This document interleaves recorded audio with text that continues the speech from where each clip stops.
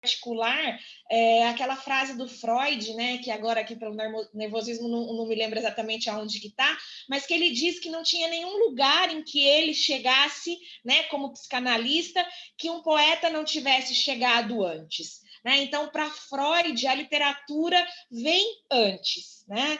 Lacan também, né, nos meios aí das letras aonde eu passo, e que aparece o nome de Lacan, todo mundo lembra muito da influência, né, de Fernando de Saussure, da linguística para Lacan, mas não foi só, né, gente? Nós sabemos que a literatura também está presente na formação para Lacan, quantos momentos ele vai lançar a mão da literatura.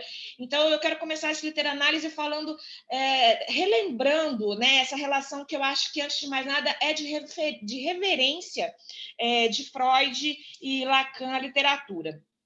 E é dessa relação que surge o nome literanálise, né? Como eu disse, quando isso ainda era um desejo, eu conversei com a Fran e falei assim, Fran, mas eu não sei que nome eu dou para isso, né? Eu vou pensar num nome, a Fran deve lembrar dessa conversa. E aí, justamente investigando, né, sobre os escritos de Freud e Lacan com a psicanálise, né, nessa relação psicanálise-literatura, essa coisa da literatura que vem antes. E como o significante é muito importante, né, para Lacan, para nós lacanianos, eu resolvi, então, fazer essa junção, né, literanálise, com esse significante que criado aí por mim, pelo menos não sei de ninguém que já tenha usado, se tiver me avisem, mas com a literatura vindo primeiro, justamente nesse espírito, né, de Freud e Lacan. Então, é uma iniciativa que nasce mesmo desse desejo, e eu acho que são duas áreas, literatura e psicanálise, que tem um diálogo assim fantástico, né? Eu ainda disse para a Lívia quando a gente estava fazendo a arte, falei, Lívia, eu quero que venha a literanálise, mas depois 2 pontos, diálogo entre literatura e psicanálise. Então, assim, eu gostaria muito também, gente, que esse nosso momento aqui fosse um momento de diálogo, né?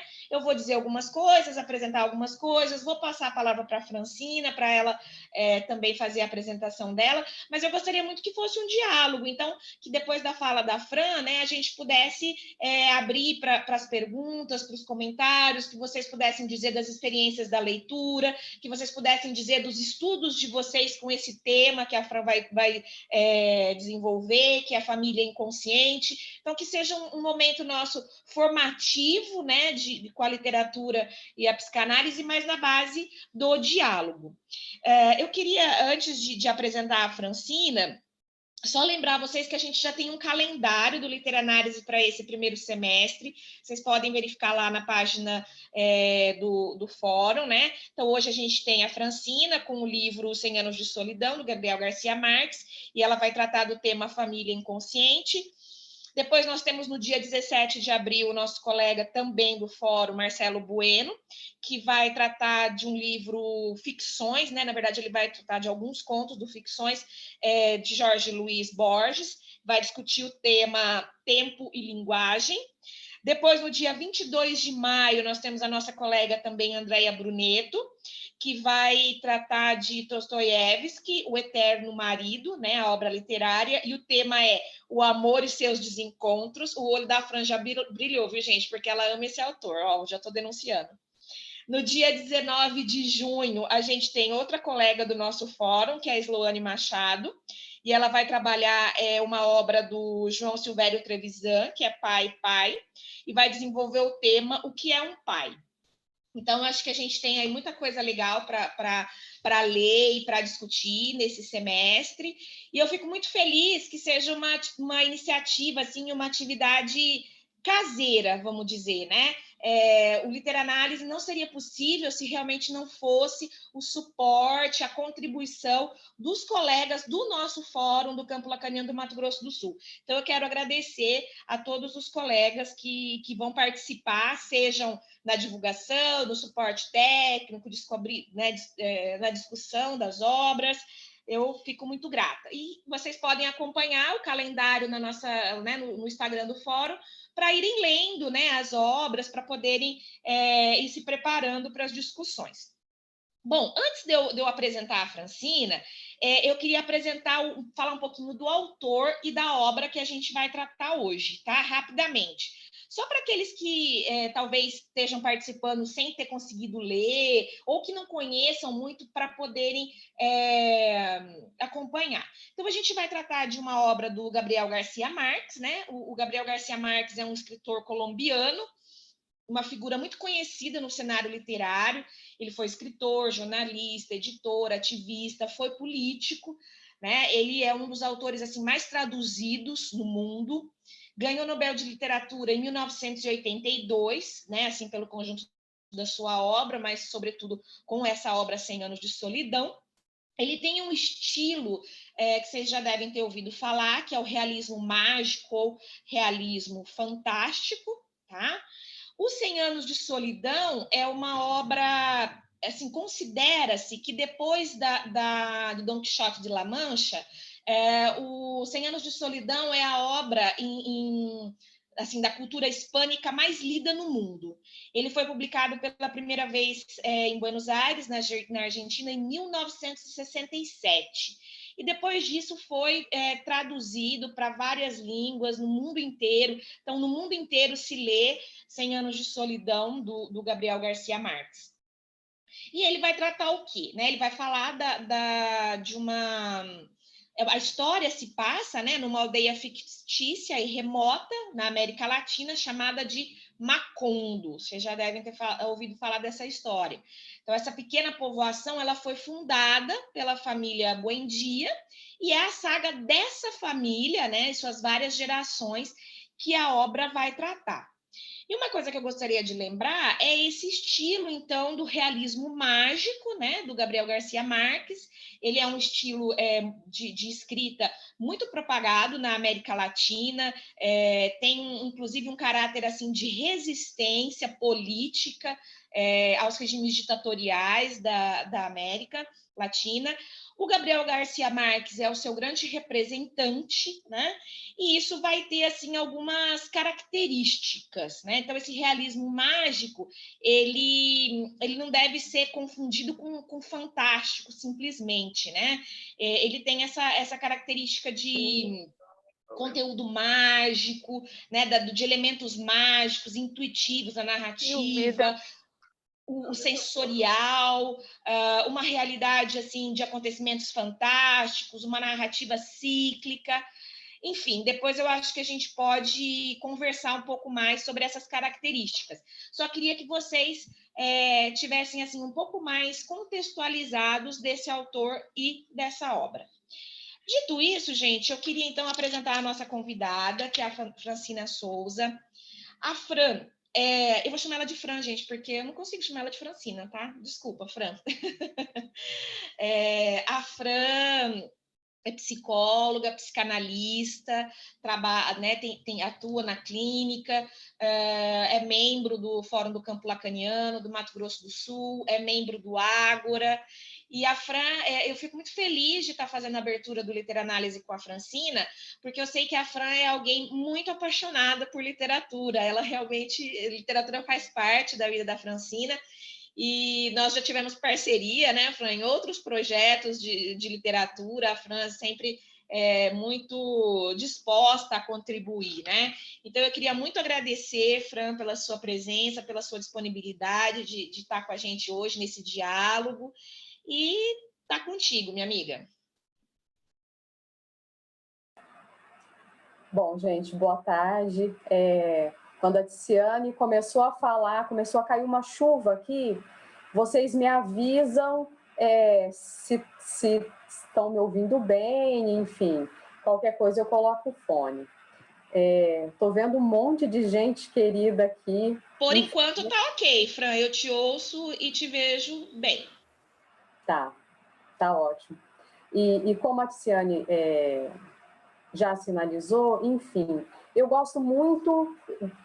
realmente gosto muito de literatura e acho a literatura muito interessante junto com a psicanálise, né? Eu acho que eu e a Tiziane, nós sempre tivemos esse diálogo no sentido, ela que me fez notar o quanto nós psicanalistas temos um respeito pela literatura, né? porque a ideia, de modo algum, no caso aqui de 100 anos de solidão, é pegar a obra e psicanalizar, né, os personagens, enfim, não é isso. Eu acho que a literatura serve à psicanálise para dizer, para demonstrar, traz alegorias, enfim. E nos ensina algo dos conceitos, né, e da própria experiência. E bem, vou entrar em minha fala, então.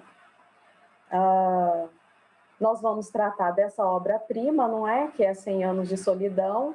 Não vou ficar falando aqui, cada vez que quiser falar do autor, o Gabriel Garcia Marques, eu acho que todo mundo se faz íntimo dele. Então, vamos de Gabo, vamos de Gabriel e vamos tentar dialogar com ele. Mas, enfim, eu tinha pensado de iniciar essa fala mergulhando direto no livro, né? Meio que ao gosto dos formalistas russos, no sentido de tomar a obra como significante a partir do qual fazer qualquer consideração. Deslizar pelos significantes possíveis, claro, que sempre com as minhas lentes de psicanalista, que é com elas que eu vou para tudo quanto é lugar, né? Mas o fato é que, assim, não é necessária nenhuma informação externa para se encantar com essa obra. Quem me conhece sabe que eu sou do livro, assim, concreto, então eu gosto de pegar, mostrar, enfim. Levava nos seminários, né, a sacola de livro. Mas, enfim, é um livro que se basta e demais da conta. Eu fui saber muitas coisas do autor, enfim, das histórias em torno de 100 anos de solidão, depois de ter lido. Mas o impacto da leitura prescinde de qualquer informação. E aí, bem, vocês podem reparar que eu não estou falando só como psicanalista, né? Mas também como mulher apaixonada, porque é essa minha relação com esse livro.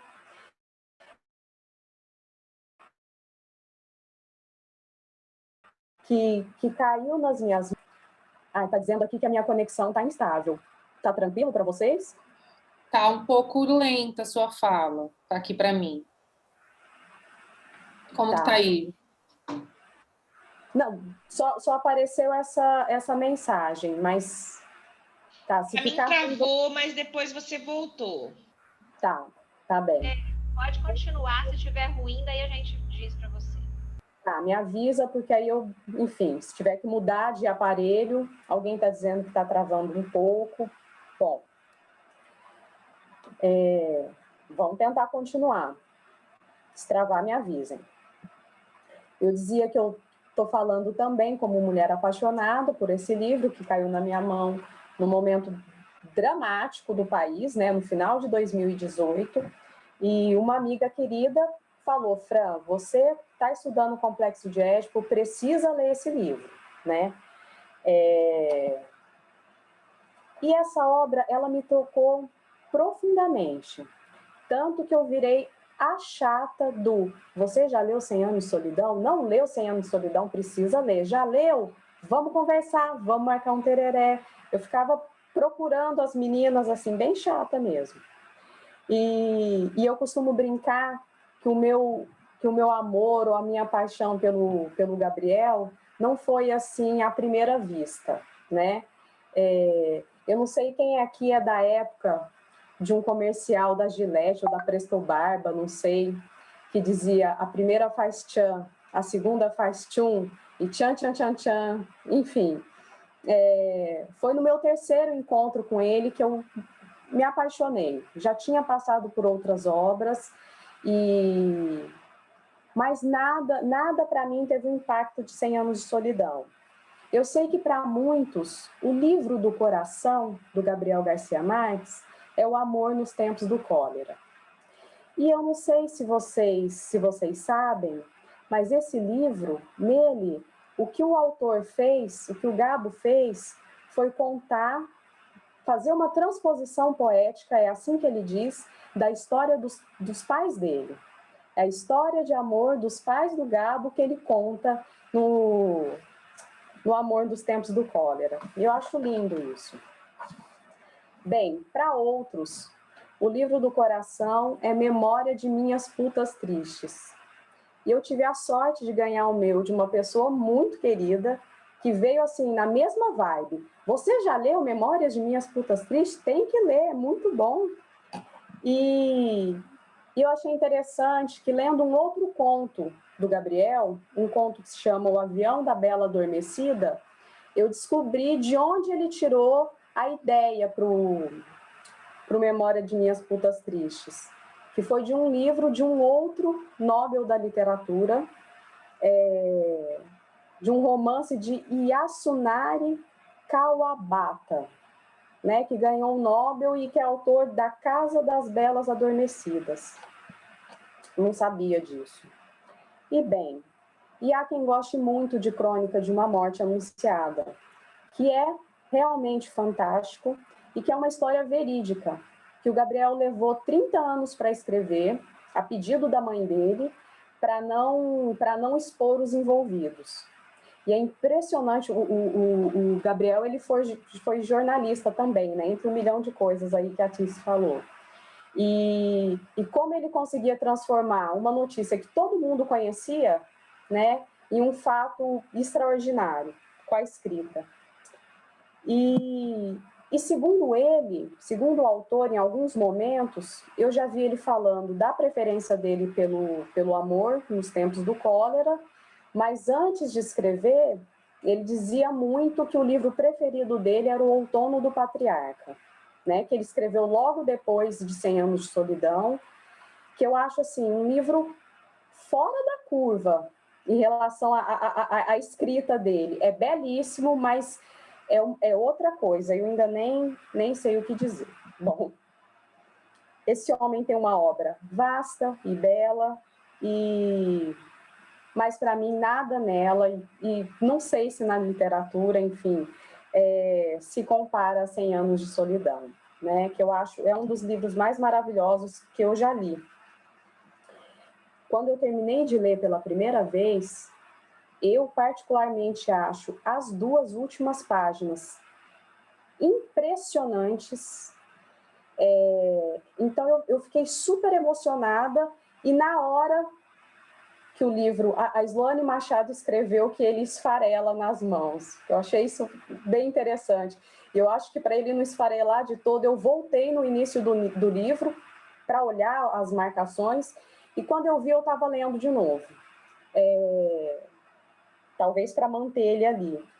E igual criança, quando acaba o desenho, que fica de novo. Eu fui desse jeito, fui lá ler de novo o livro, e depois disso, né, causada pela obra, eu escrevi um artigo que tá nessa Estilos aqui, na 38. A Estilos é a revista da nossa escola, né, de psicanálise dos fóruns do campo lacaniano, e é nesse texto que eu vou fundamentar a minha fala hoje. Mas nem tanto, né? Porque eu vou tomar um caminho não totalmente, mas um pouco diferente do que está aqui no texto. São muitos personagens, é uma história riquíssima, não dá para contar todo, e nem é essa a proposta, mas para dizer algo, né, para fazer esse diálogo com a psicanálise, eu vou contar a história sob um certo ângulo, deixando uma galera de fora, né? Alguns que estão aqui no artigo, outros que não vão estar nem aqui na fala, nem no artigo. Que eu sempre que eu volto nesse livro, eu penso que deveria fazer 20 encontros, porque são 20 capítulos, que dependendo da edição, eles têm o mesmo número de páginas, é muito interessante isso, enfim, mas tem muita coisa para ser dita. Então, o fato é que muita coisa vai ficar fora desse comentário. Tem coisa que, por exemplo, eu ainda quero escrever sobre o massacre dos trabalhadores e a Companhia Bananeira, que é um episódio que acontece no livro que dá muita coisa, dá o que falar, digamos, né? Ele sempre me faz pensar no As Veias Abertas da América Latina, do Eduardo Galeano. Mas, enfim, hoje eu não vou passar por lá, pela Companhia Bananeira. E vou fazer mais uma pontuação externa antes da gente entrar em Macondo. Esse livro, né, essa história, eu vou chamar aqui de poetização prosaica, porque ele é em prosa, mas é uma prosa poética demais. É impressionante o que ele faz com palavras cotidianas. É um livro simples, digamos, mas é muito bonito, né? E, enfim, esse livro é a forma que o Gabriel Garcia Marques encontrou, né? Como ele diz, a saída literária para a experiência infantil dele, né? Isso eu só fiquei sabendo depois de ter lido, mas achei impressionante. Quer dizer, ele foi criado até os 8 anos pelo avô e pela avó materna, né? E só depois ele foi viver com os pais. E 100 anos de solidão diz respeito a esse período em que ele cresceu na casa dos avós. Quando ele pensou em escrever 100 anos de solidão pela primeira vez, acho que ele tinha uns 17 anos, muito antes dele de fato escrever, seria um conto que se chamaria La Casa, a casa. E ele ia falar dessa experiência de viver na casa dos avós, né? Mas ele estendeu a coisa para a cidade, né? Que ele cresceu em Aracataca e a transposição poética de Aracataca é Macondo. Isso a gente pode falar depois, né? No debate. Bom, vamos entrar em 100 anos de solidão, então. Muitos anos depois, diante do pelotão de fuzilamento, o coronel Aureliano Buendia havia de recordar aquela tarde remota em que seu pai o levou para conhecer o gelo. Macondo era uma aldeia de 20 casas de barro e taquara, construídas à margem de um rio de águas diáfanas que se precipitavam por um leito de pedras polidas brancas e enormes como ovos pré-históricos. O mundo era tão recente que muitas coisas careciam de nome, e para mencioná-las se precisava apontar o dedo. Essas são as frases de abertura do livro. E o que vai se desenrolar aqui na obra é a história de uma família, os Buendia, que coincide com a história de um lugar, Macondo. O mundo era tão recente que muitas coisas careciam de nome e para mencioná-las se precisava apontar com o dedo. O mundo de quem? De Aureliano, que diante da morte, esse tal desse coronel aí que abre o livro, diante da morte ele volta para uma lembrança dos 6 anos de idade? É o mundo dele, que é esse mundo recente? Ou seria o mundo Macondo, uma aldeia recém-fundada, como se vê adiante?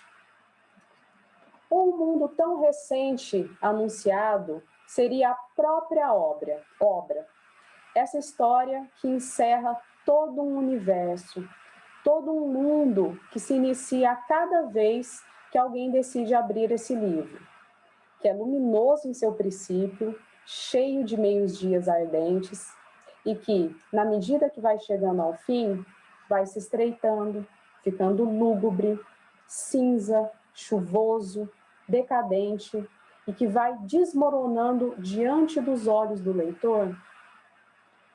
Vamos aqui da Gênese ao Apocalipse, da fundação de Macondo até o momento em que é arrasada pelo vento por um furacão bíblico e desterrada da memória dos homens, como se diz lá no final do livro. Vai-se do início de uma estirpe de uma linhagem, os Buendia, até a sua extinção. Nessa abertura, aparece primeiro o nome de Aureliano, depois aparece Macondo, esse mundo recente, e Macondo é, né, em certo sentido, um personagem, e logo em seguida aparece o nome do cigano Melquíades. Então, antes de falar dos Buendia, eu vou falar um pouquinho do Melquíades. A minha edição, ela conta com as ilustrações do Caribé, e eu vou chamar de capítulos cada parte, né? E na abertura tem uma fotinha, ou um daguerreótipo, enfim, é a figura do Melquíades, que está representada aqui. E que é um cigano que vai ser muito amigo do patriarca, o José Arcádio Buendia, e que vai ser responsável por presentear o patriarca com um laboratório de alquimia, algo que vai exercer uma influência decisiva no futuro de Macondo. E, em certa altura, o Melquíades, ele passa a morar com os Buendia e passa boa parte do tempo garranchando signos indecifráveis no pergaminho. Está lá o Melquíades escrevendo os seus pergaminhos, e estão lá todas as gerações dos Buendia tentando decifrar o segredo desses pergaminhos, que é uma cifra, né? E ele vai ser o primeiro ser humano a morrer e ser enterrado em Macondo, porque a gente vê Macondo surgir, é muito legal. E a sua presença vai insistir no livro, mesmo depois da morte, né? Então, porque ele é uma lembrança, uma memória hereditária, que um dos filhos vai transmitir para toda a sua geração, que é a geração que a gente vai acompanhar, né? Bom, vários Buendia vão se encontrar com ele, mesmo após a sua morte, e no quartinho do Melquíades vai ser um lugar que vai parecer intocado pela passagem do tempo. Nem a poeira entra lá, gente. É um lugar, assim, imune à poeira. Eu pensei, que beleza. Para quem mora em Dourados, imagina. Bom, e os pergaminhos que ele deixa ali, vários dos Buendia vão se dedicar a decifrá-los, sem sucesso. Afinal, e ele avisa, lá pelas tantas, ele avisa, seu segredo só poderia ser revelado quando se passassem 100 anos. No final da minha edição, a figura que fecha é a mesma do princípio. É mais uma vez uma fotinha do Melquíades. E, bom, quem leu sabe o porquê, mas a gente vai falar, mas vamos fazer um suspense, não é? Vamos agora, então, propriamente aos Buendia e ao princípio de Macondo, então. E tudo começa com um crime. José Arcádio Buendia, o primeiro da estirpe. Ele casa-se com Úrsula Iguarã e estiveram unidos até a morte, diz o texto, por um vínculo mais sólido que o amor, uma dor comum de consciência. Cresceram juntos e a sua união era previsível. Mesmo assim, quando eles decidem se casar, os parentes ficam tudo alarmados. Ai, meu Deus, não pode. É que José Arcádio Buendia e Úrsula eram primos. A Úrsula também é uma Buendia. E lá pelas tantas, a gente fica sabendo que ela é neta de uma Tranquilina Buendia, bisneta de um Aureliano Arcádio Buendia, quer dizer que a coisa vem de antes, né? Bom, e o pai dela se chamava Aureliano. E só para fazer um parêntese aqui, a avó do Gabriel Garcia Marques, eu que disse que não ia falar o nome dele todo, né? Mas enfim, a avó do Gabriel se chamava Tranquilina Iguarã Cotes. Iguarã é o sobrenome da Úrsula e Cotes é o sobrenome de uma outra personagem que a gente vai falar. E ela, a avó do Gabriel, era prima do avô dele. E o avô dele também foi um veterano, assim como o coronel Aureliano Buendia, foi um veterano de guerra, lutou ao lado dos liberais. E tem um livro que o Gabriel fala alguma coisa disso, aquele Ninguém Escreve ao Coronel, que é uma obra que ele vai dar destino literário para essa espera do avô dele pela indenização do Estado. Mas, fechado parênteses, vamos voltar para cá.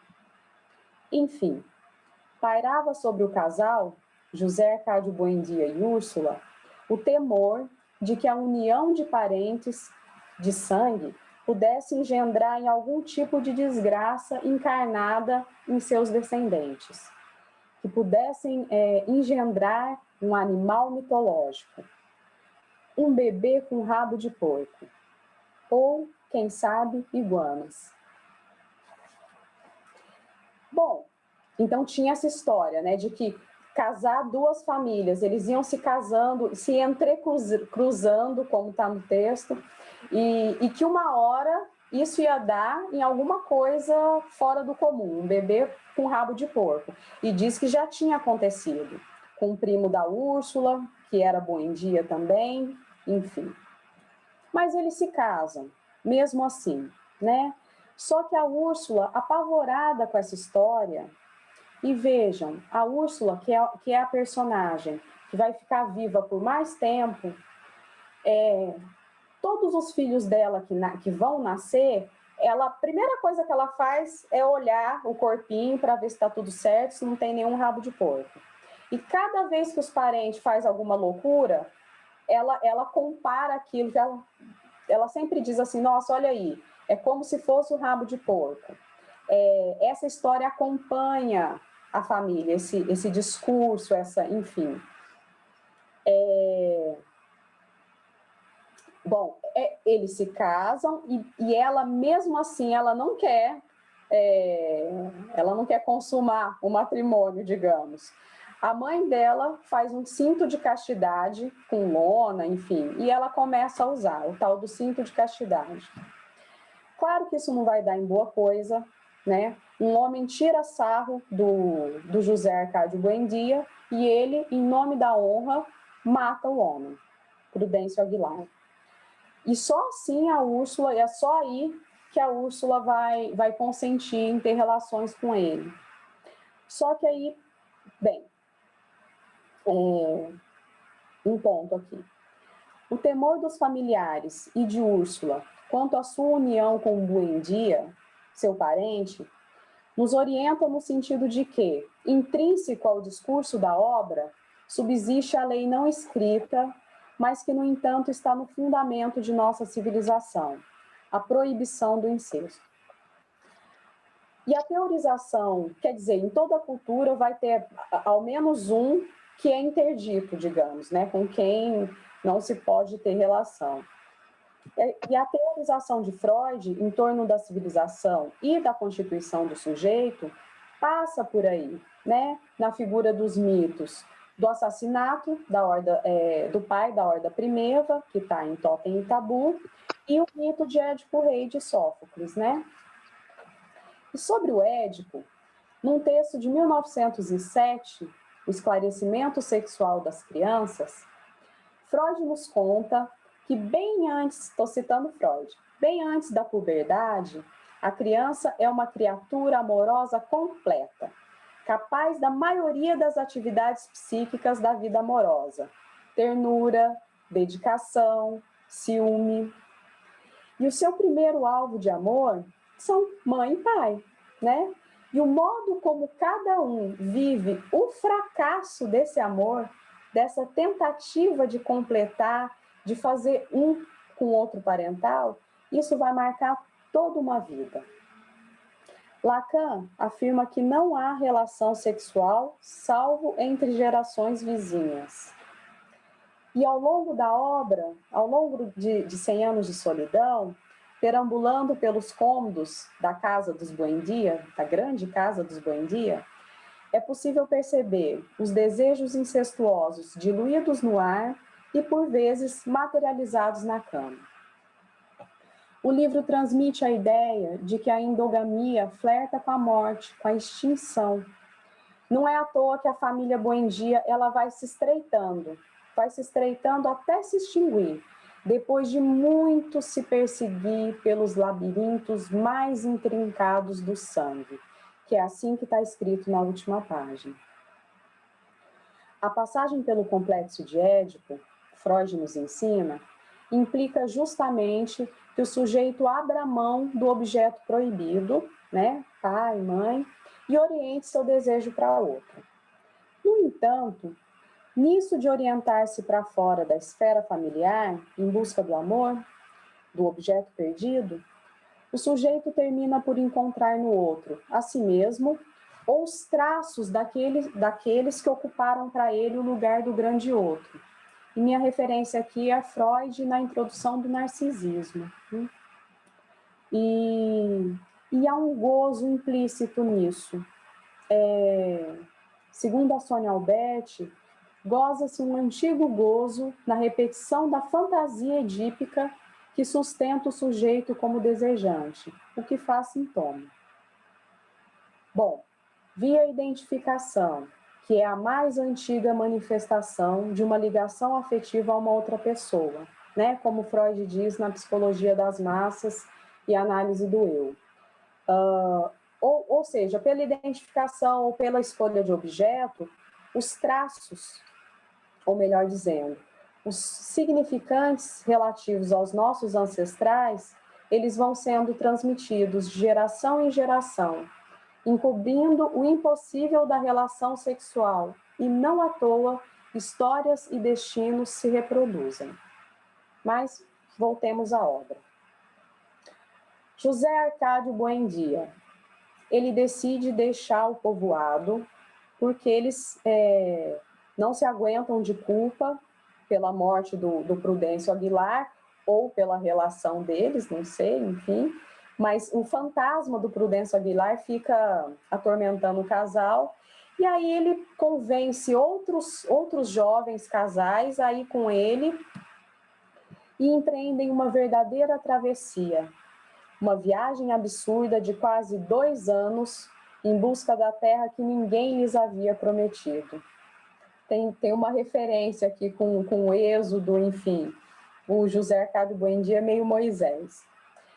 E, junto às margens de um rio pedregoso, cujas águas pareciam uma torrente de vidro gelado, José Arcádio Buendia deixa-se inspirar por uma palavra desconhecida, palavra inconsciente, e com ela ele funda um povoado. Eu acho isso muito, muito bonito. Diz assim no texto: sonhou essa noite que naquele lugar se levantava uma cidade ruidosa, com paredes de espelhos. Perguntou que cidade era aquela, e lhe responderam com um nome que nunca tinha ouvido, que não possuía significado algum, mas que teve no sonho uma ressonância sobrenatural. Macondo. É em sonho que a palavra sem significado aparece ao patriarca. Macondo é o inconsciente, e ela a língua. O inconsciente é estruturado como uma linguagem, mas a linguagem é tecida por lá língua. Sons, ruído, significantes sem significado que inauguram o destino que o sujeito dá ao banho de língua, de significantes que recebe do grande outro.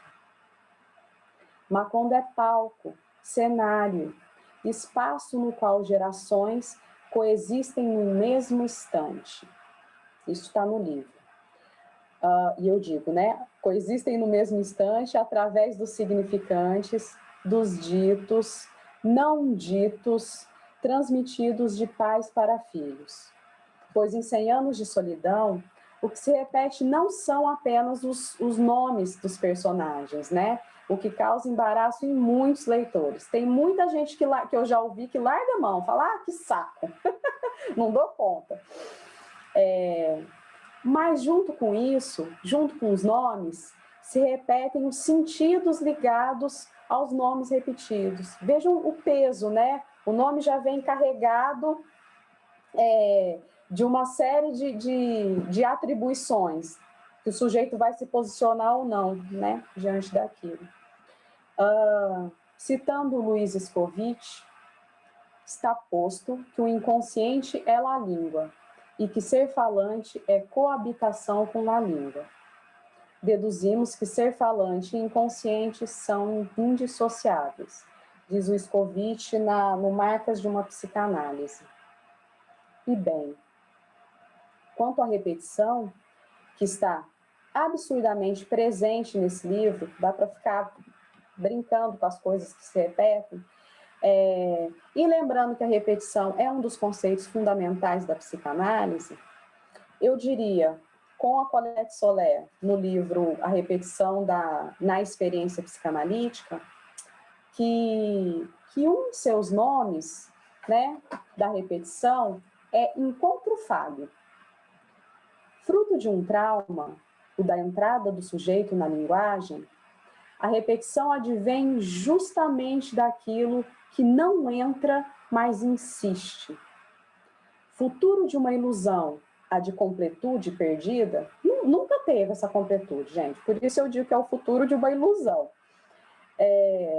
Essa completude eternamente buscada, porém nunca realizada, a repetição é encontro marcado com a decepção, apoteose que não chega. Alguns a chamam de destino, Lacan de real. Do Seminário 6, ele fala da repetição como aquilo que volta sempre ao mesmo lugar, né? É aquilo que não vai. Você vai, mas não foi. Enfim. Ao sujeito, falta remédio para curar a sua divisão, que é estrutural. Falta algo que o complete, o que significa, a um só tempo, algo que complete o outro, né? Não há outro do outro. E é em torno de uma posição alienada, de ser suposto completar esse grande outro, que o sujeito vai gravitar em sua neurose. Na busca por ser um, evitando reconhecer a sua divisão, o sujeito percorre repetidamente os mesmos caminhos sulcados por la língua. E na fantasia neurótica, a imagem e encenação de tal encontro almejado com o objeto perdido vai seguir o roteiro edípico. É com o outro, com o grande outro, né, parental, que se supõe poder ser inteiro. Grande outro que não pode ser dissociado da cultura, porque é daí que vem, né, o campo da linguagem, e é deste lugar que provém os significantes, que no encontro com a carne fazem corpo. Mas bem, o primeiro filho desse casal, José Arcádio Buendia e Úrsula, que fugiram e fundaram um povoado novinho em folha, o primeiro filho, nascido na travessia, vai ser José Arcádio. O segundo é Aureliano, que vai ser o primeiro a nascer em Macondo, o primeiro ser humano nascido em Macondo. E esses nomes, José Arcádio e Aureliano, eles vão se repetir muito ao longo das gerações presentes no livro. Arcádio, Aureliano José, os 17 Aurelianos, José Arcádio II, Aureliano II, José Arcádio, Aureliano e o último da estirpe, Aureliano. Tá. Os aurelianos eram retraídos, mas de mentalidade lúcida. Os José Arcádios eram impulsivos e empreendedores, mas estavam marcados por um signo trágico. Como se eles já fossem, como se com o nome já viesse um destino, não é? Como se não, é porque de certo modo vem. A terceira filha é a Seca Amaranta, uma mulher que dedica a sua vida à rivalidade mortal com Rebeca, enigmática criança comedora de cal e terra que chega à aldeia de Macondo carregando um saco de lona com os ossos dos pais e que é adotada e criada como filha pelos Buendia. As mulheres desta casa de loucos, é a Úrsula que diz isso, sempre, que é uma casa de loucos. E quantos não olham para a própria família e têm essa sensação, né? Nossa, que gente maluca que me cerca, enfim. Bom, as mulheres da casa, com as quais um homem sequer deveria perder seu tempo, né, nas palavras de Aureliano II, são piores do que as mulas, diz o texto. De acordo com Vargas Llosa, que é um outro autor, Nobel da Literatura, que escreveu sobre 100 anos, as mulheres de Macondo dão-se menos às amizades, vivem mais isoladas, são menos gregárias que os homens em Macondo. Eu diria com Lacan, não fazem conjunto. Entre elas, os nomes Úrsula, Amaranta e Remédios vão se repetir e se combinar ao longo desses 100 anos. Bem, eles tiveram esses filhos, né? Será que coloca a árvore, Olívia? Acho que... Eu mandei no bate-papo, Fran. Eu coloquei no bate-papo, mas se você quiser que eu compartilhe na tela, eu posso compartilhar também, você que sabe. Enfim, é que a gente ainda estou na segunda geração, né? No José Arcádio. E acho que não precisa não, Marisa. Vamos seguindo. O José Arcádio, que é o primogênito, ele vai engravidar uma mulher chamada Pilar Terneira. E é interessante que em sua primeira relação com a Pilar, no escuro do quarto e no claro da sua imaginação, o José Arcádio ele se esforça para lembrar do rosto da Pilar e só faz topar com o rosto de Úrsula, sua mãe. E a coisa segue assim, né? Mas, enfim, essa mulher, cujo riso explosivo espantava os pombos, a Pilar Terneira, ela não é causa suficiente do desejo de José Arcádio. E ela engravida e ele foge à paternidade, ele vai embora com ciganos. O pai dele, o José Arcádio Buendia, ele não suporta a ideia de que o menino, que é neto dele, fosse criado apartado, né? Ele convence a Úrsula a criar o menino, só que a Úrsula impõe uma condição. Ok, a gente cria ele, mas como um adotado, não como um parente, não como nosso neto, né? Então, assim, a criança que vai nascer nunca vai saber que está na casa da família. Ele é criado como um adotado. Claro que é a família, mas enfim, mas ele é de sangue. E isso é velado dele. O José Arcádio, que foi embora com ciganos, ele volta e vai casar com a filha adotiva, a Rebeca. E isso vai ser uma vergonha para a Úrsula. Porque assim, eles são irmãos adotivos. Mas quando ele foi embora, a Rebeca nem tinha chegado ainda, eles mal se conheciam, mas enfim. Mas vai ser motivo para eles serem expulsos da casa e a Úrsula nunca mais vai falar com eles. Mas o filho de José Arcádio com a Pilar Terneira, que é quem vai nos interessar, porque vai seguir aí a árvore genealógica, é o Arcádio. É esse que é criado como um filho de criação e que, na verdade, é neto do José Arcádio Buendia e da Úrsula. Mas ele nunca vai saber disso. Ele vai crescer sob esse significante de ilegítimo, acreditando não ser um autêntico Buendia, mas é. E como a narrativa é permeada por não ditos e repetições, ele não vai ser o último Buendia com um destino semelhante. O bisneto dele, o bisneto do Arcádio, vai vivenciar a mesma coisa. A avó cria ele como se fosse adotado e não revela a origem dele para ninguém. E é isso que vai dar o quiprocó no final, digamos. Mas esse Arcádio, ele assim, a Úrsula, ela acreditava que tinha criado ele como a Rebeca, como um filho legítimo, enfim.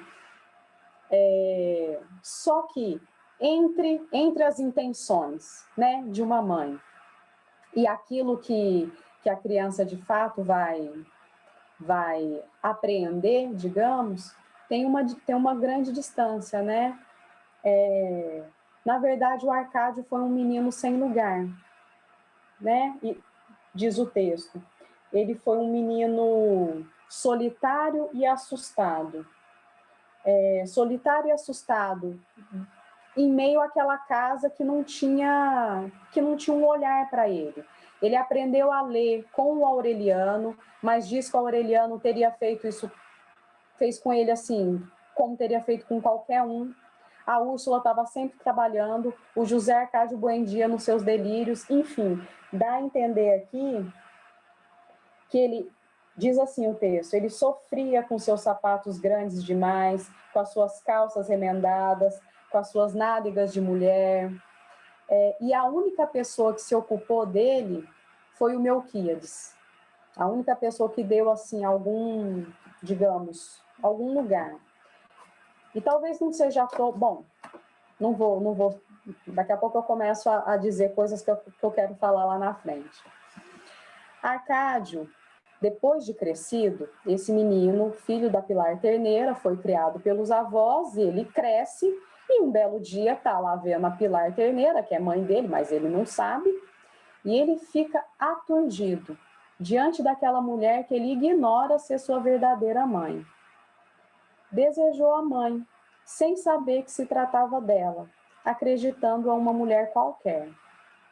E esta, diante do desejo daquele que sabe ser o seu filho, ela sabe.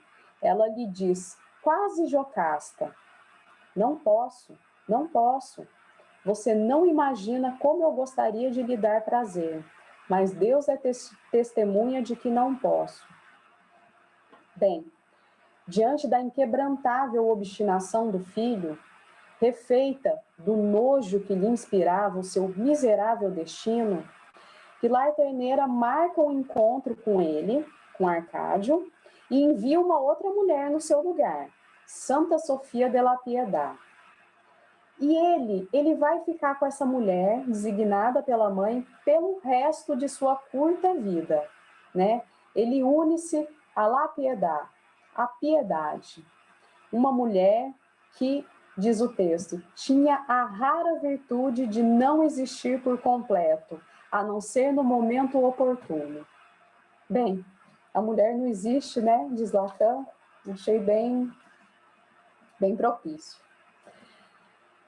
Bom, os dois se unem e os filhos, eu estou seguindo coloca agora, Marisa, a árvore genealógica, por gentileza. Só para eu fazer uma pontuação. Eu estou seguindo a linhagem, digamos assim, estou fazendo o caminho da fertilidade, eu posso dizer, que é onde vão estar os descendentes. Então, cadê? Eu não enxergo.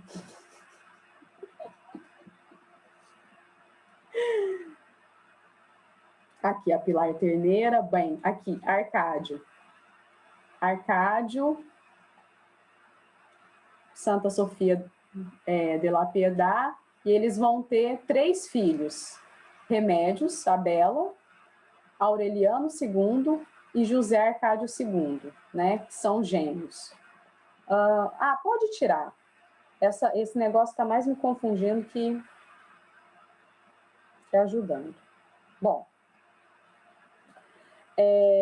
então, seguindo o fio da fertilidade, digamos, da descendência, nós vamos ao Aureliano II. Eu não vou falar a Remédios, a Bela é aquela que sai levitando para o céu, enfim. Mas dos 3 filhos, só um vai deixar descendentes, né? Então, vejam como a coisa vai se estreitando.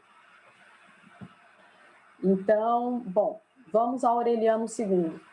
Aureliano II, ele já é o pai, depois dele tem mais três gerações, né?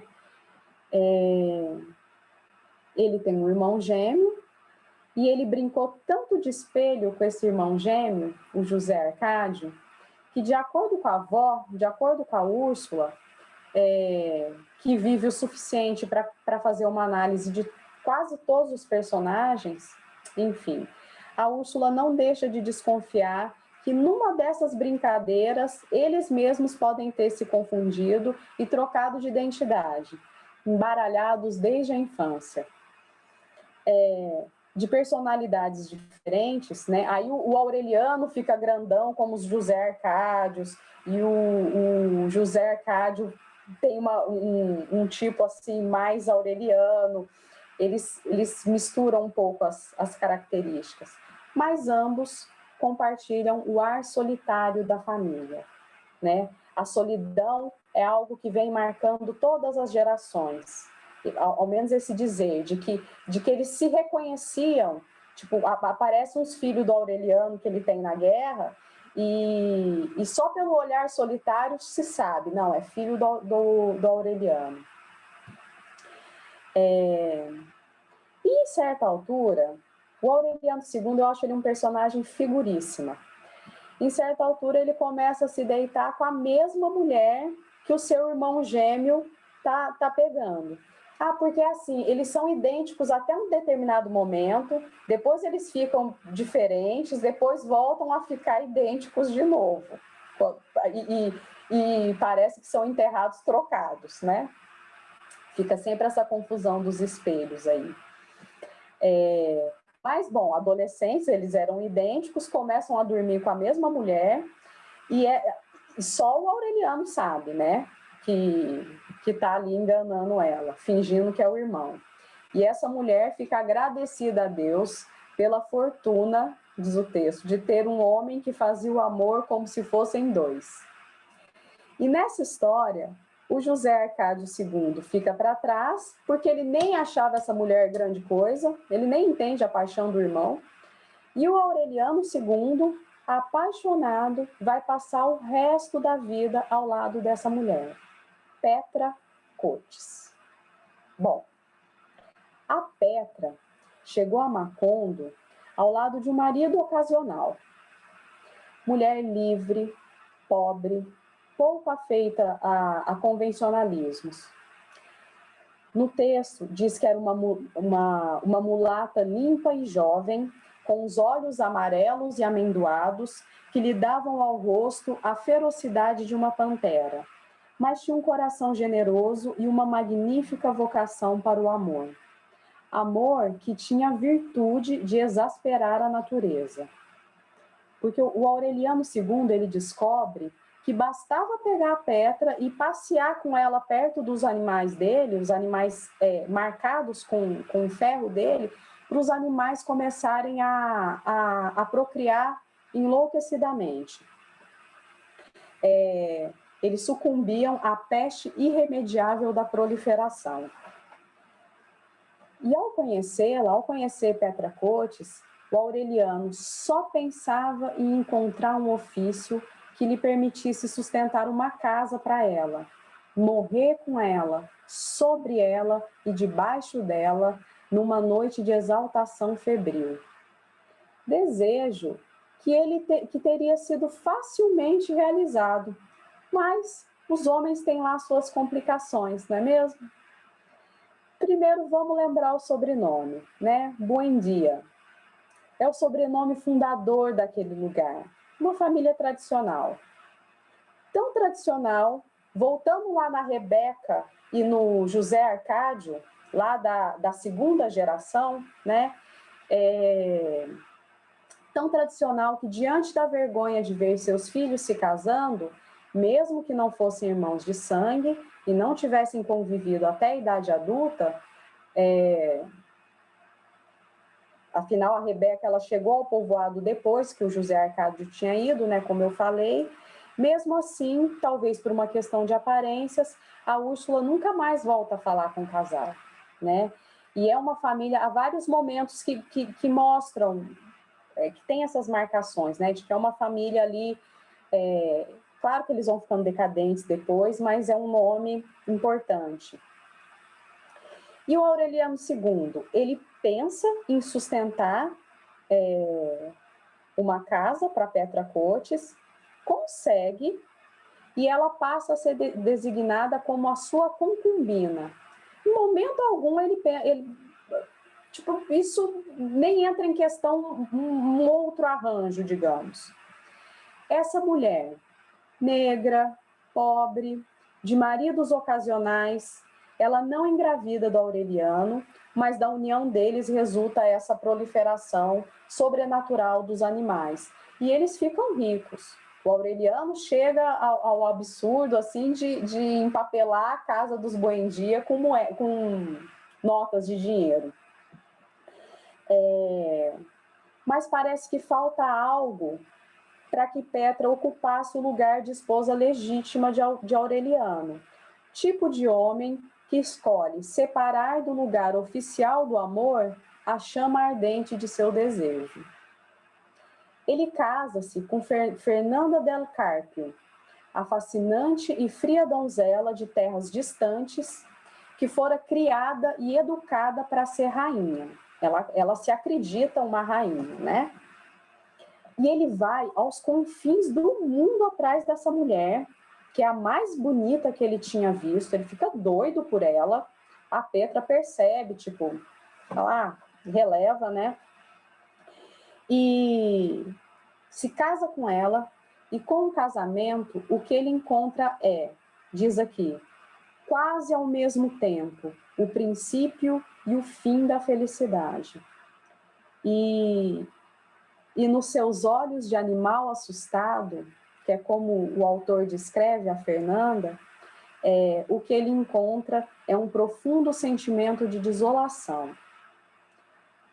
E vejam, né, a Petra ela tem um olhar felino, a Fernanda um olhar de animal assustado. E o autor ele brinca com a coisa de bichos o tempo todo, os insetos estão muito presentes.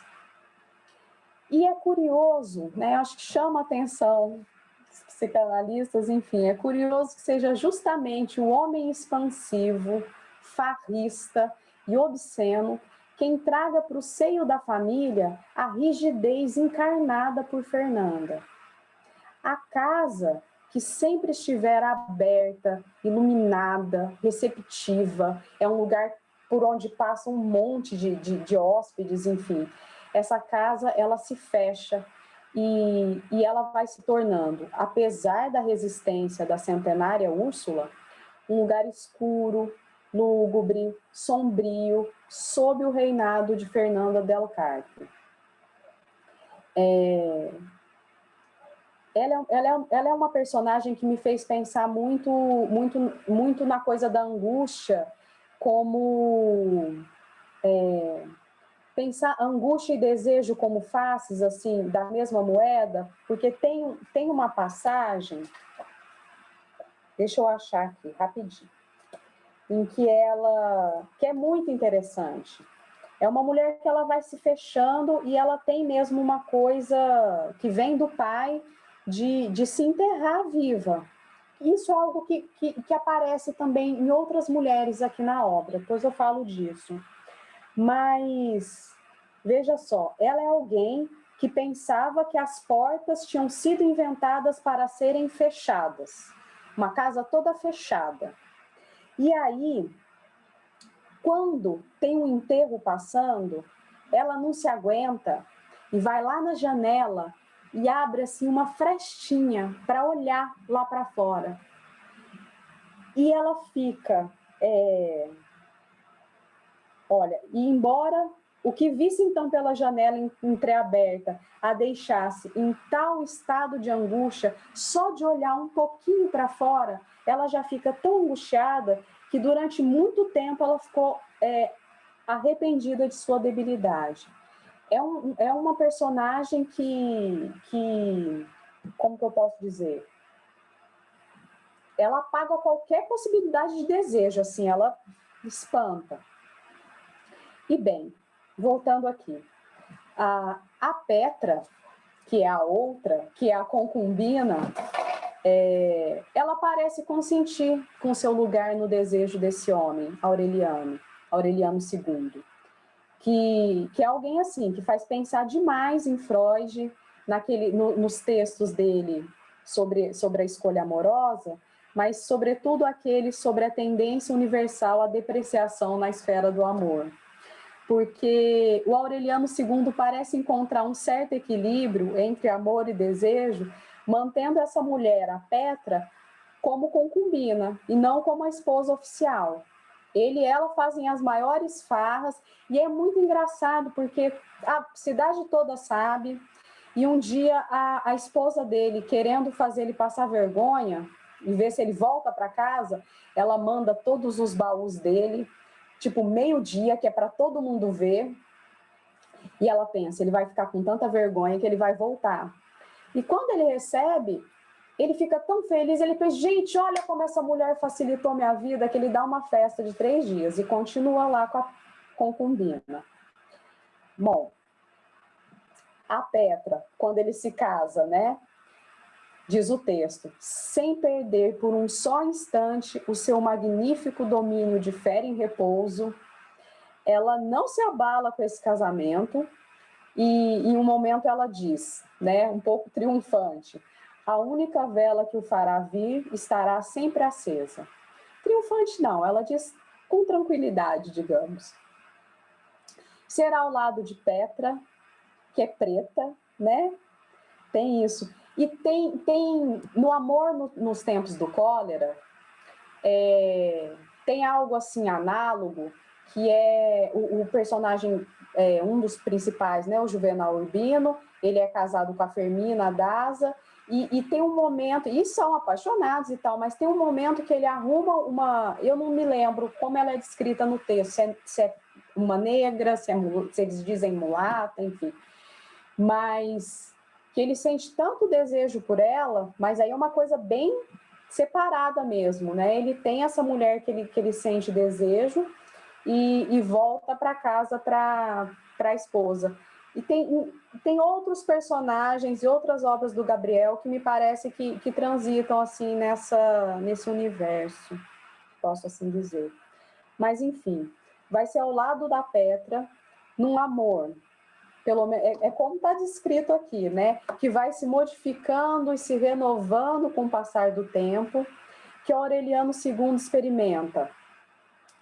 E eu acho linda essa descrição, o paraíso da solidão compartilhada. E chegaram a ser tão felizes, diz o texto, que quando já eram 2 anciãos esgotados, continuavam brincando como coelhinhos e brigando como cachorros. Mas claro que, como não há encaixe, gente, como não tem metade da laranja, nem nada desse tipo, que é o que eu estou dizendo, ele precisa ter uma esposa oficial para viver isso tudo, e eles passam um monte de perrengue, não estou falando aqui do paraíso na Terra, não. Mas eu acho bonito o paraíso da solidão compartilhada, que é o que podemos, né? Mas, enfim. Mas vai ser da esposa de Fernanda, né? Que vão vir os filhos. Os nomes, enfim, José Arcádio, Renata Remédios, que vai ser chamada aqui por Meme, que é apelido de Remédios, e Amaranta Úrsula, né? Que é a caçula do casal. Aí eu vou falar um pouquinho da Meme, da Renata Remédios, que é a segunda filha, né? Meu Deus, a Tiziana está falando que a gente já tem 1 hora de fala. O que a gente faz? A gente vai... Não, mas a sua fala tá ótima, continua. É só para te avisar para você, né, tá atenta, mas tá ótimo. A gente está acompanhando super seu raciocínio. Tá, mas se quiser, a gente vai para o debate, faz um corte, enfim. Não, de jeito nenhum, de jeito nenhum. Vamos para a Meme, então. A Meme é a segunda filha da Fernanda, com Aureliano II, né? E ela vai ser muito próxima do pai, Aureliano II, na adolescência. São espécies de cúmplices, né? Porque ele não é tão rígido quanto a Fernanda del Carpio. Da filha, né? Dela sim a Petra Cotes vai ter ciúme. Tamanho era o prazer do pai em estar em companhia da filha. A Petra não quis saber da menina. A Meme, que sabia que o pai só ficava em casa para manter as aparências, né? Afinal, Maconda inteira sabia disso, e já tinham dado um jeito de conhecer a Petra, a Meme dava razão para o pai. Tal qual na música do Chico, ela também, diz o texto, que ela também teria preferido ser filha da concubina. Eu estou dizendo de cálice, né? De que me vale ser filho da santa, melhor seria ser filho da outra. Outra realidade menos morta, tanta mentira, tanta força bruta. Né, Tatiana? A Meme, ela se apaixona por Maurício Babilônia, um dos trabalhadores da companhia bananeira, né? Um trabalhador, um proletário. Um homem fascinante, digamos, que se faz acompanhar por borboletas amarelas. Onde ele vai, enxurrada de borboleta amarela. Sempre que eu vejo alguma, eu penso nele. E jamais que a sua mãe, né, e talvez nem mesmo Aureliano II, não sei, a deixaria se relacionar com um pé rapado daquele. Desqualificado aos olhos da mãe, irresistível para o corpo rebelde da filha. A paixão dos dois, mantida em segredo, é avassaladora. Nem para o pai ela consegue contá-lo, que é uma pena. Que é uma paixão avassaladora e trágica. A Fernanda, ela descobre que eles estão se encontrando, né? E avisa a polícia, tem ladrão entrando aqui em casa. A polícia vai lá e dá um tiro nele. Ele fica paraplégico para o resto da vida em cima de uma cama, sem reclamar. E o final da Meme é muito, muito terrível. Ela se deixa levar por sua mãe para a clausura, para um convento. O seu pai não fica sabendo de nada e deixa-se convencer por Fernanda de que a filha foi por livre e espontânea vontade. E ele deixa para lá. É triste como essa moça, até então tão desejante, de como ela, diante da decisão irrevogável da mãe, sucumbe como objeto do grande outro, eu diria com Lacan. Ela perde a voz. Nunca mais alguém a ouviria dizer qualquer coisa. E não se sabe se é porque ela realmente perdeu a voz ou se foi uma decisão, isso de não falar. A Fernanda nunca soube nem quis saber. Quer dizer, a voz, o olhar, a mão que vai levar ela para o fim do mundo, para a clausura que encerra o fim de sua vida, é a voz de sua mãe. Meme parece-me mais uma buendia que, do ponto de vista simbólico, deixa-se enterrar viva, né? Assim como Rebeca, assim como Amaranta. A última vez que a Fernanda a viu, tentando acertar o passo com a noviça, acabava de se fechar detrás dela a grade de ferro da clausura. Ainda pensava em Maurício Babilônia, no seu cheiro de óleo e no seu âmbito de borboletas, e continuaria pensando nele todos os dias de sua vida, até a remota madrugada de outono em que morreria de velhice, com o nome trocado e sem ter dito nunca uma só palavra num tenebroso hospital de Cracóvia. Essa moça, enfim, simplesmente vai, né? Só que ela sai grávida de lá. E a vergonha que a mãe tentou recalcar retorna na forma de uma criança, que a Fernanda, segundo a sua rigidez de rainha sem coroa, terá de esconder dos olhos de todos. E claro que ela não consegue por muito tempo, e aí ela conta que o menino apareceu numa cestinha tipo Moisés. Historinha, né? Mas o avô dele vai saber, né, qual que é a origem da criança, mas ele vai crescer ali na casa com a Amaranta Úrsula, que é a filha mais nova, né, os outros dois filhos, o filho mais velho foi ser papa, a Meme ela mandou para Cracóvia, vai terminar na Cracóvia, enfim. Ele vai crescer ali, o bebezinho, com a Amaranta Úrsula, que é criança. E o nome do bebê é Aureliano.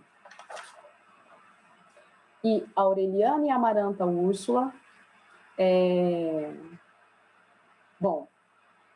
eles vão crescer juntos, e só que por ser registrado como bastardo, o menino, porque a Fernanda não dá para ele, né, a verdadeira origem dele, ele não se matricula na escola, ele não pode ser matriculado na escola. Eu estou dizendo isso porque, assim, a Fernanda, o que ela mais quer é esconder esse menino, ela proíbe ele de sair de casa. E, gente, o Aureliano, a gente já está nos últimos, tá? O Aureliano, ele cresce em lockdown. Ele vai sair da casa, ele nunca sai da casa, é incrível. Que ele fica lá no laboratório, no quartinho do Melquíades, ele tem conhecimento do mundo inteiro, é uma coisa bem interessante, mas ele só vai sair da casa pela primeira vez depois que a Fernanda morre, quando ele já está moço, né? Depois de muito tempo. Só depois da morte de sua avó e carcereira, Fernanda del Carpio, eu coloquei assim. E aí, no capítulo 15, são 20, né?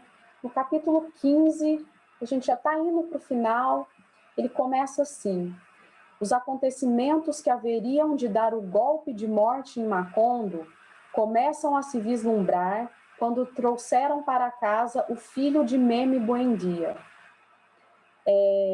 Então, assim, vem algo aí do final da obra implícito, algo que relaciona o filho de Meme, Aureliano, com o fim de Macondo. E quando ele chega, trazido pela freira do convento, o que a Fernanda pensa em fazer, o desejo dela, primeiro, ela gostaria de matar a freira para não ter nenhuma testemunha do que aconteceu, né? Ela se lamenta que se houvesse banido o costume medieval de enforcar o mensageiro de más notícias, e ela pensa em afogar o menino na caixa d'água da casa, né? Ela pensa, eu vou dar um jeito nisso, afogo ele e pronto. Claro que ela não tem coragem, mas é interessante como as coisas retornam aqui, porque quem vai morrer assassinado, afogado na caixa d'água dessa casa vai ser o filho da Fernanda, o José Arcádio, anos depois. Bom, mas vamos para o último casal que vai aparecer no romance, que é a Amaranta Úrsula, a menininha lá que eu falei, a caçula da Fernanda del Carpio com Aureliano II, que é a irmã mais nova da Renata Remédios, a Meme, e o Aureliano, que é filho da Meme, né? Que é sobrinho da Amaranta Úrsula.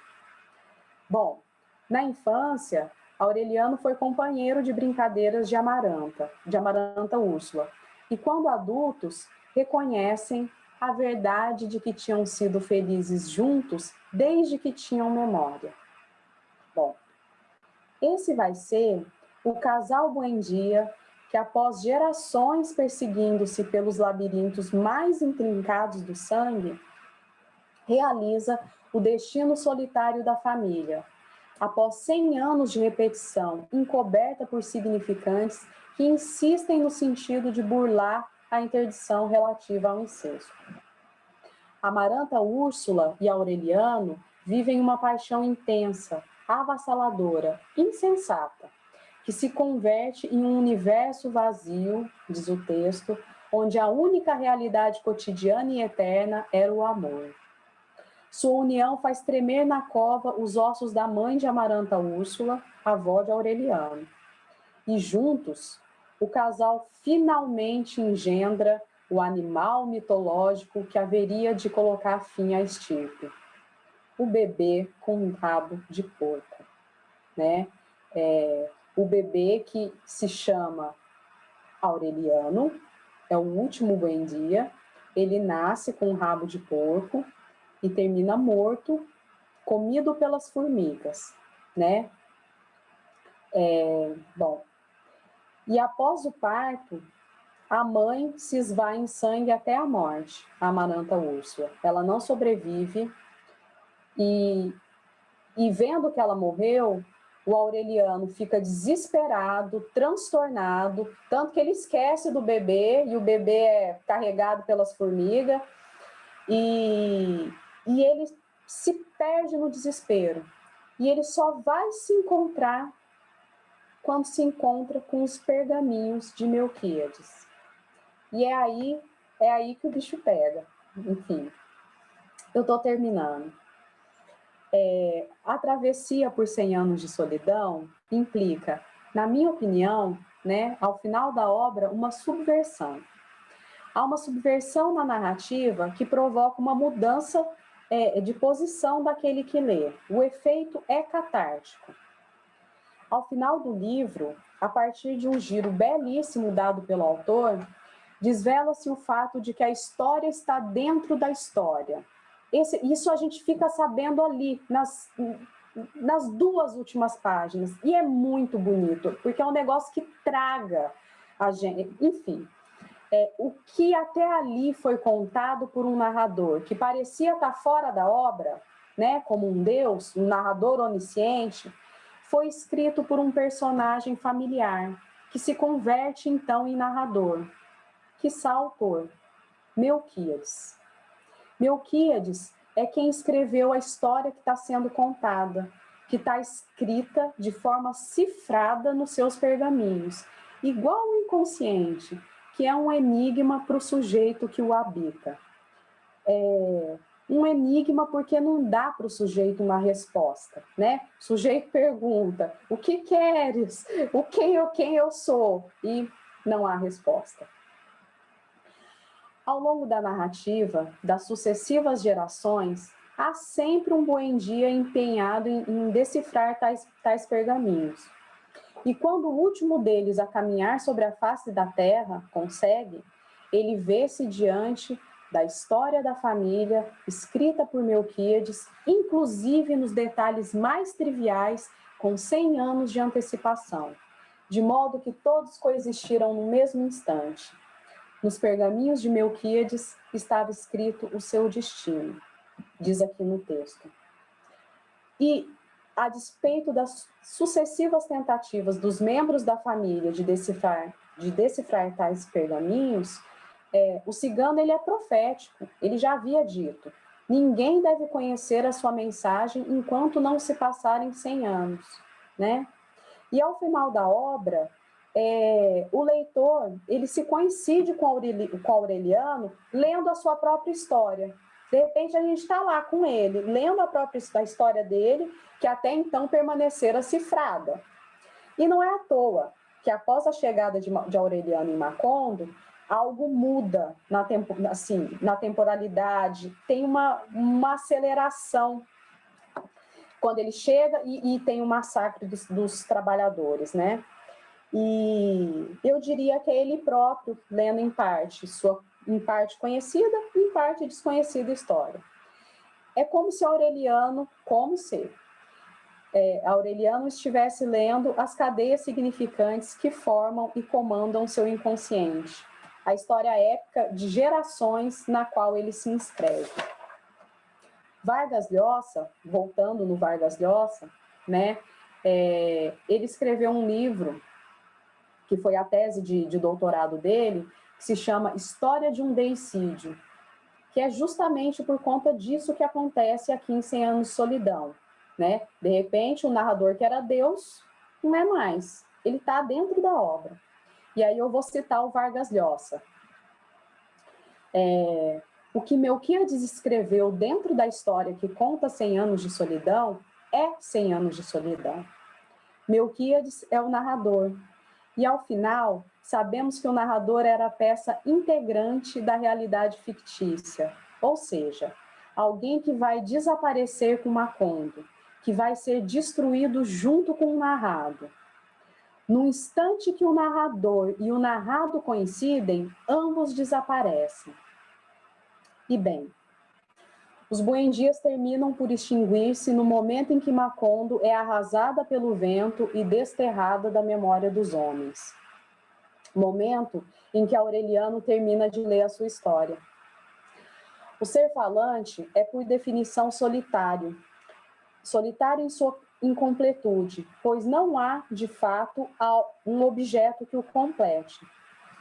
De acordo com Jairo Gerbasi, cada um fala sua própria língua desde o começo da vida, o que suscita muitos mal-entendidos.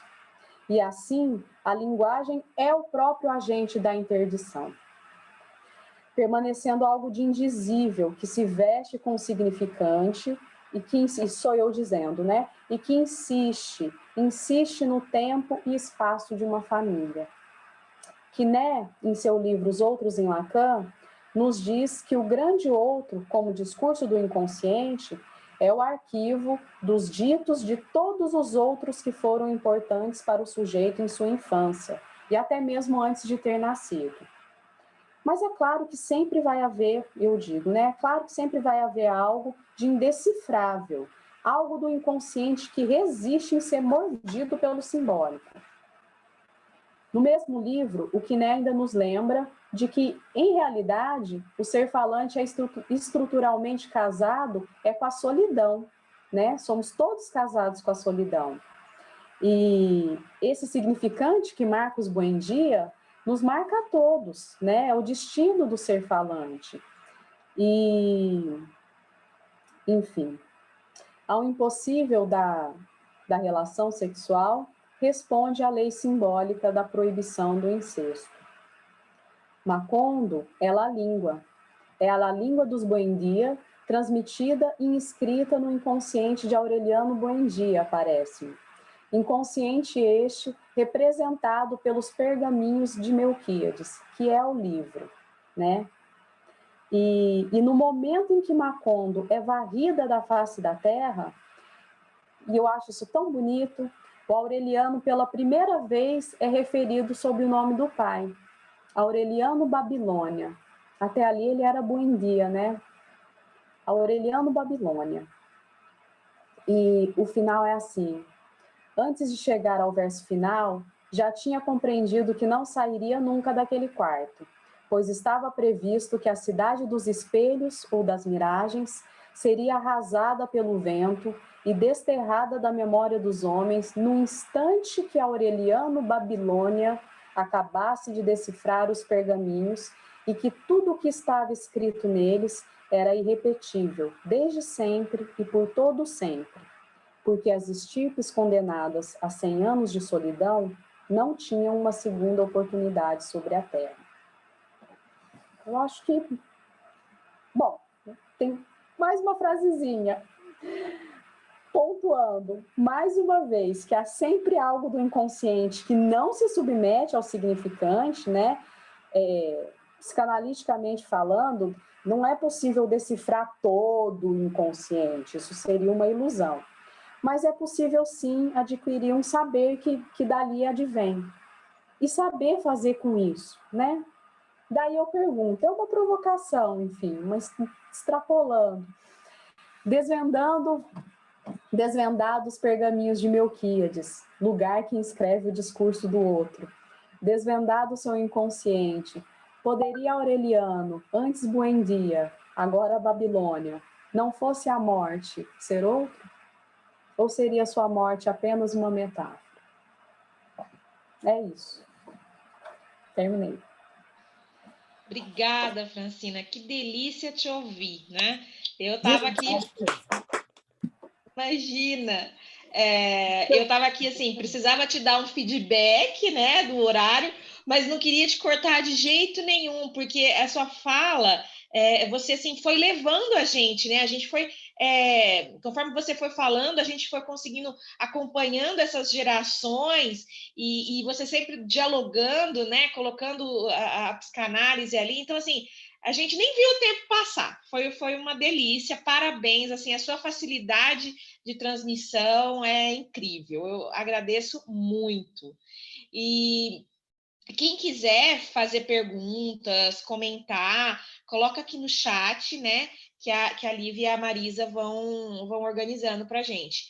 Mas, assim, eu só queria comentar, Francina, que essa coisa da repetição é muito forte mesmo, né? E um dos episódios que eu mais gosto, e eu vi as pessoas se manifestando aqui no chat que também gostam, é o episódio das borboletas, da meme, né?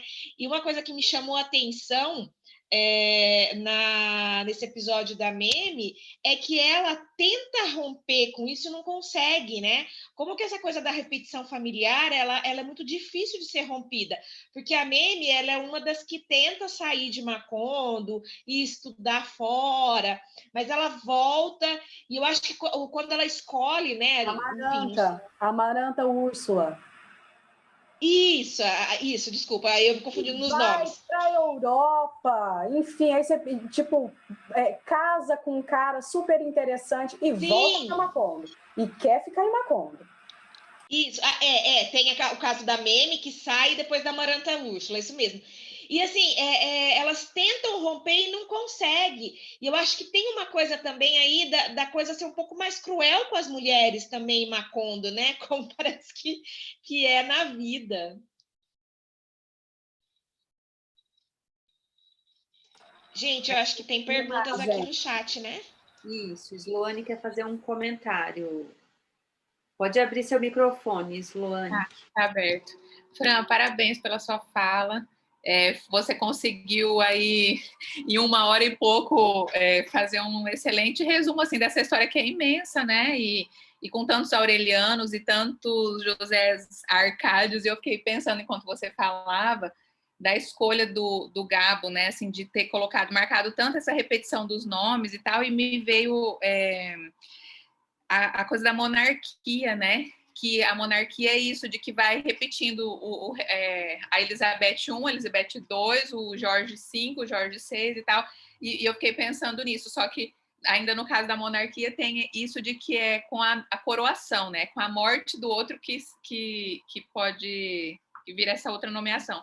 E no caso da história dele aí, isso é de nascimento, né? Como se ele quisesse marcar que é o destino.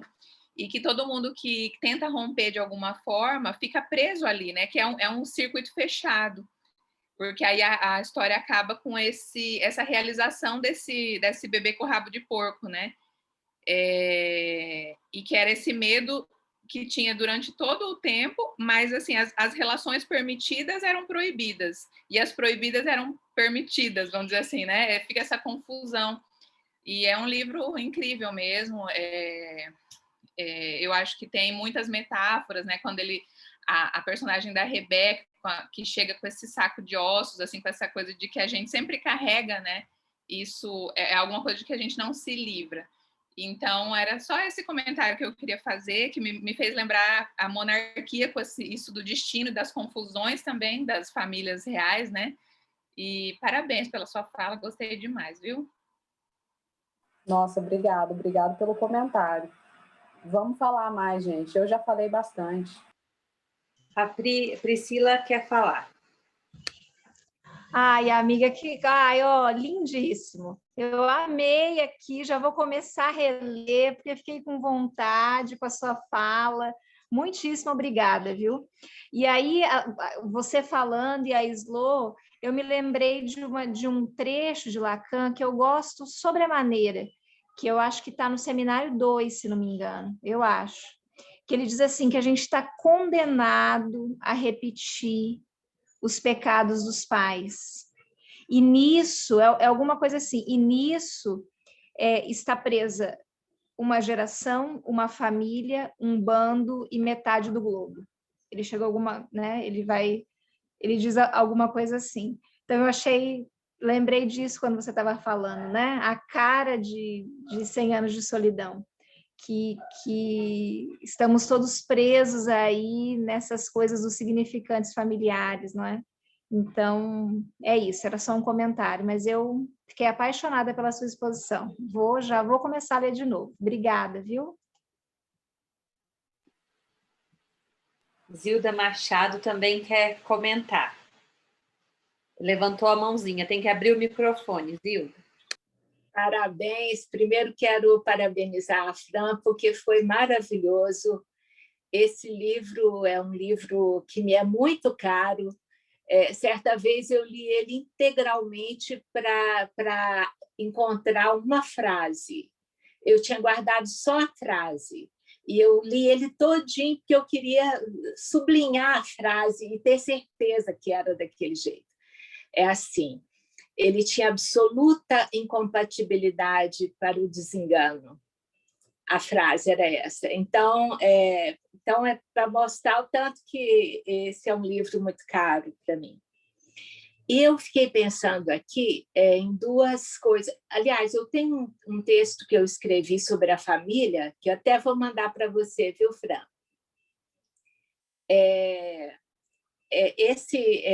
O Lacan, naquele texto, O Mal Entendido.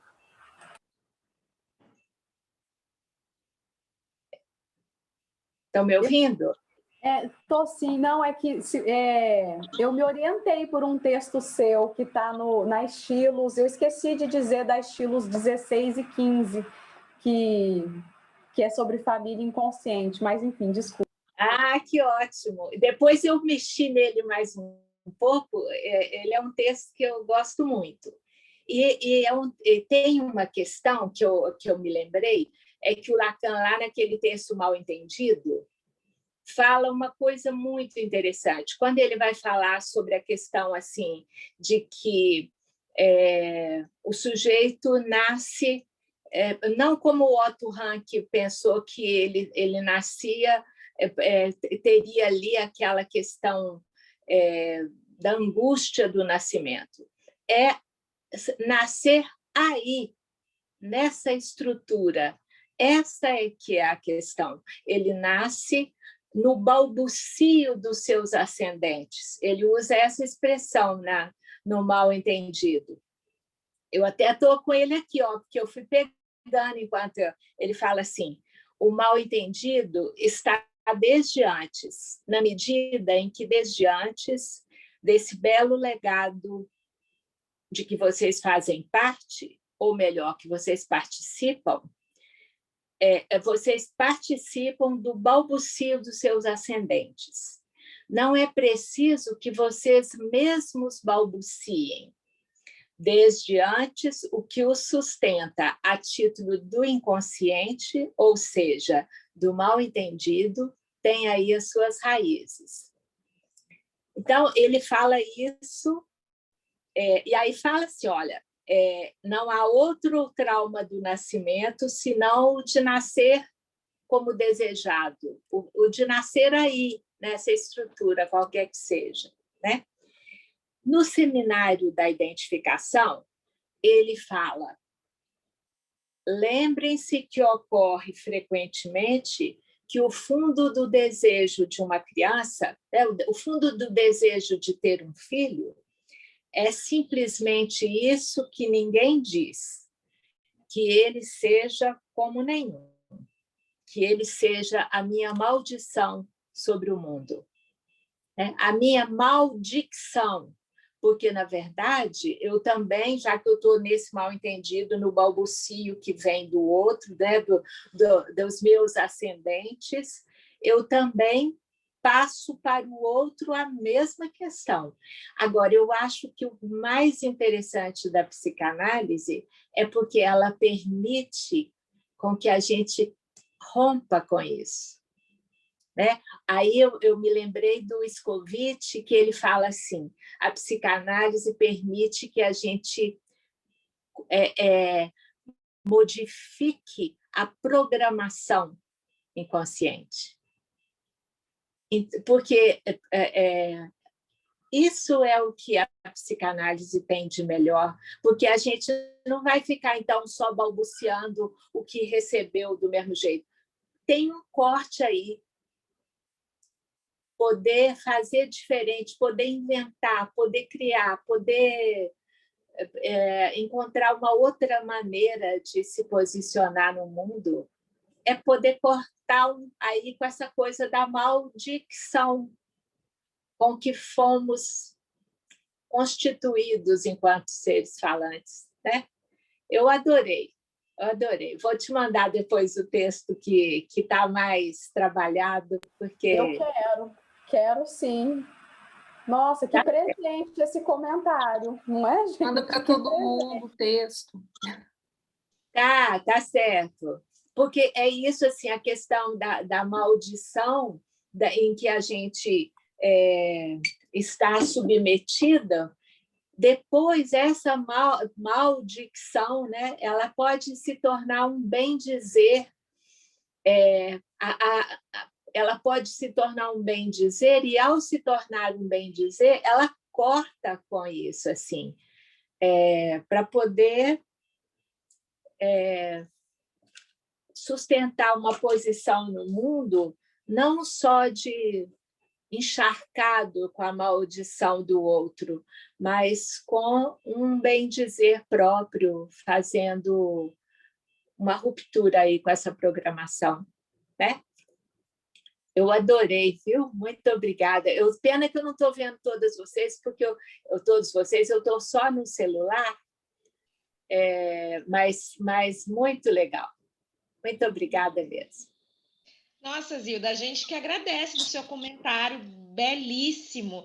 E tá todo mundo dizendo aqui que quer o texto. Então, se você puder mandar o texto aí para a Fã ou para a Marisa, e aí a gente passa para o pessoal, tanto do Fórum quanto do Ágora. Mando. É um texto realmente que eu gostei muito de ter feito. Ele é bem longo, que foi muito trabalhado, mas eu termino o texto, quer ver? Vou até falar, porque eu achei que foi legal aqui. Peraí, só um minutinho. Eu abri aqui enquanto estava escutando a Fran.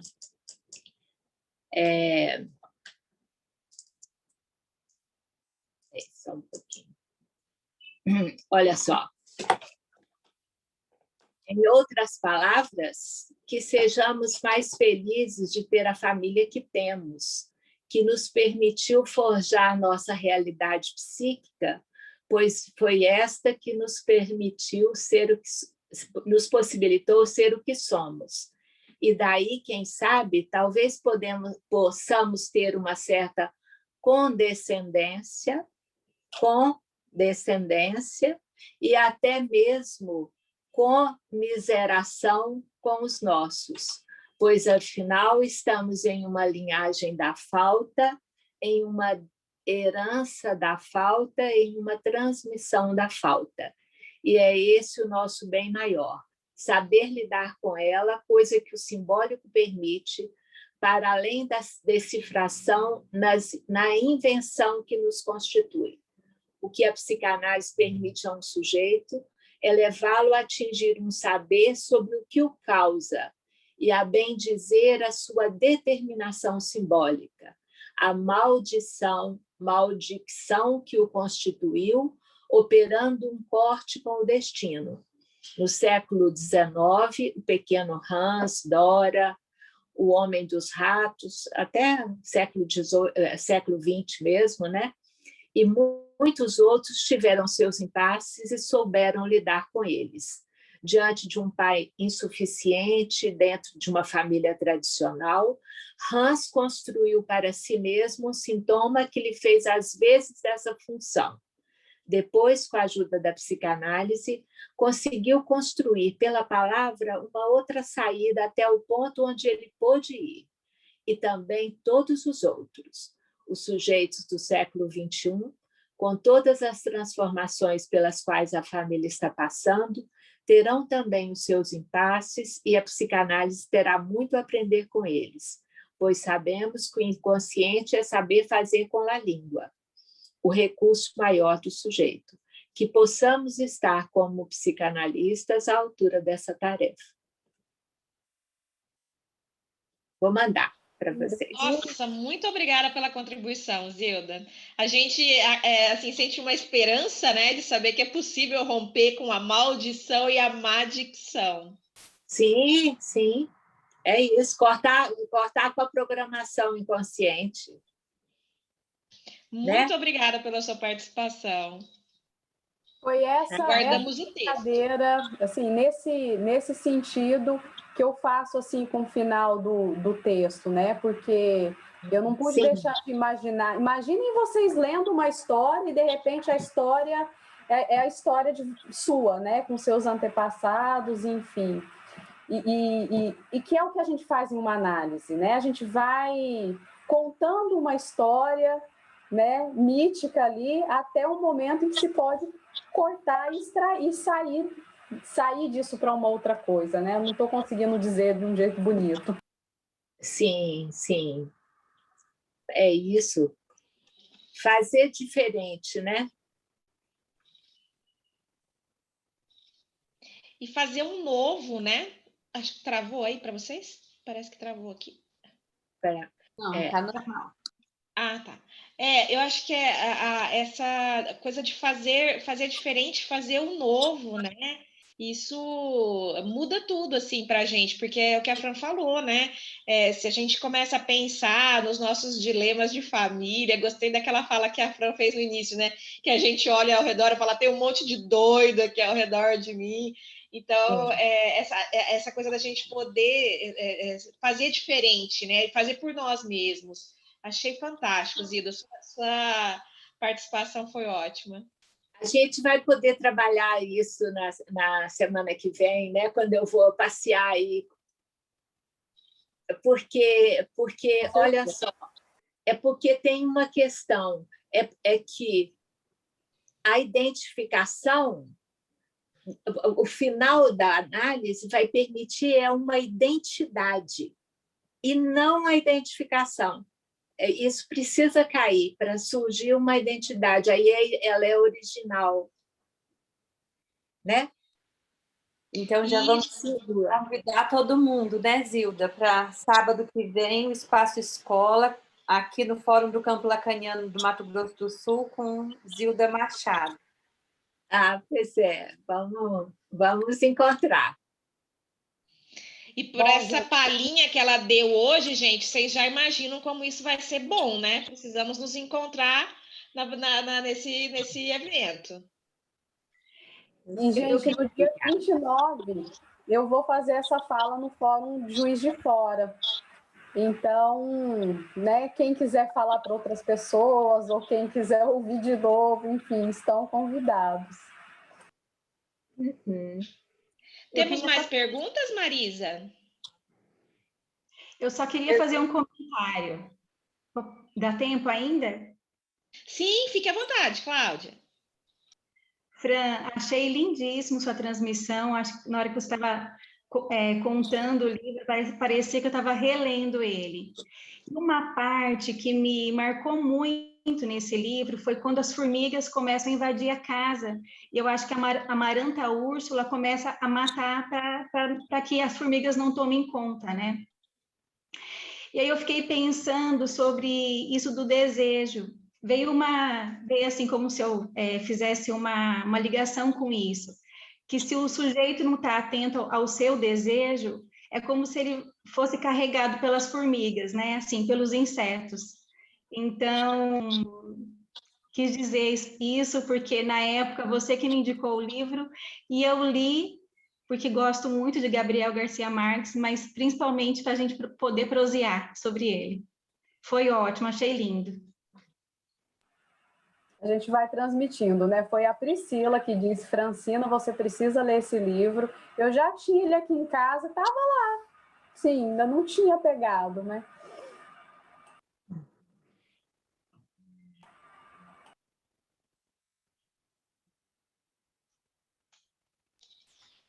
Temos mais participações, mais comentários, perguntas?